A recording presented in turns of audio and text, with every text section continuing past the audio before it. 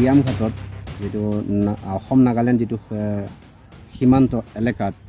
অসমৰ মুখ্যমন্ত্ৰীগৰাকীয়ে ইতিমধ্যে কেইদিনমানৰ আগতে আমাৰ বানপীড়িত লোকসকলক খা খবৰ ল'বৰ বাবে সৰুপথাৰলৈ আহিছিলে মুখ্যমন্ত্ৰীগৰাকী আৰু মুখ্যমন্ত্ৰীগৰাকীয়ে খুব পৰ্যবেক্ষণ কৰি প্লানি ইয়াত উচ্ছেদ যেটো কৰিবৰ বাবে যেটো সিদ্ধান্ত বা অৰ্ডাৰ দিছে হেতু আমি অসম ছাত্ৰ সন্থাই একেখাৰে আমি আদৰণি জনাইছো আৰু যেহেতু অসম নাগালেণ্ড সীমা সমস্যা এটা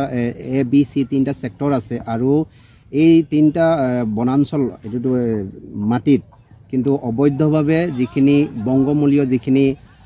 আমি অবৈধভাৱে যিটো বাংলাদেশীয়ে ক'ব পাৰি তেখেতসকলক ইয়াত আজি বছৰ বছৰ ধৰি প্ৰায় 3000তকৈ বেছি বিঘা মাটিত তেখেতসকলে খেতি কৰাৰ চলেৰে আহি ইয়াত যেনে ধৰণে তেওঁলোকে বসবাস কৰি ঘৰ বনাই খেতি বাতি কৰি আছে অতি শীঘ্ৰে আমি অসম চৰকাৰক আমি প্ৰশাসনক অসম